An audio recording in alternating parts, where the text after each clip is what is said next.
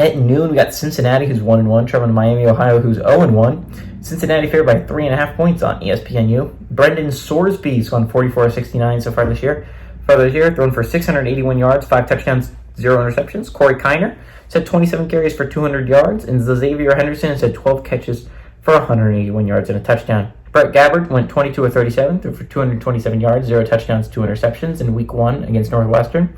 Jordan Brunson had 8 carries for 33 yards, and Cade McDonald had 8 catches for 105 yards. The series is weirdly enough tied all time, 60-60. Last game did go to Miami, Ohio in 2023 in that amazing game last year.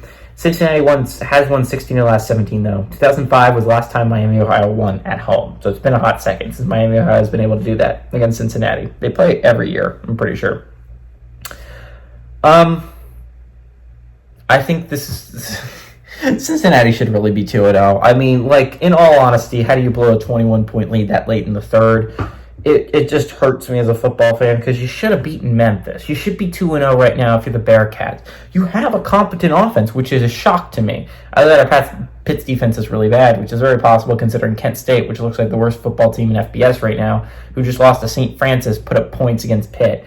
So who knows how good Cincinnati's offense really is, but like, you should have won that football game. How did you lose that, Cincinnati? That is definitely probably going to be your most heartbreaking loss of the year, but this is at least a chance to avenge last year's one, right? If you remember correctly last year, Miami, Ohio went to Cincinnati, pulled off a win, I think in overtime or double overtime, I forget which one, shocked Cincinnati fans, and it was just kind of like it set the tone about how the rest of the year was kind of going to go.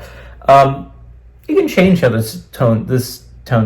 loss against Pitt sucks, but it's a chance to get right heading into Big 12 play. Remember, you didn't make a bowl game last year. That should be goal for this year. You weren't expecting to compete for a Big 12 championship in a playoff spot. I think most people's Cincinnati fans' expectations were reasonable, and it was to make a bowl game.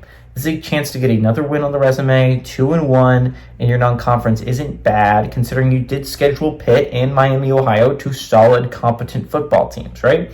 And so I think if you're Cincinnati, I think this is a great chance to get right heading into it's going to be a toughie. It's going to be a tough road in the Big 12 this year. Miami, Ohio, on the other hand, this is another chance to get right. Remember, they gave Northwestern everything they could handle 2 weeks ago. They lost 6-13, if I remember correctly.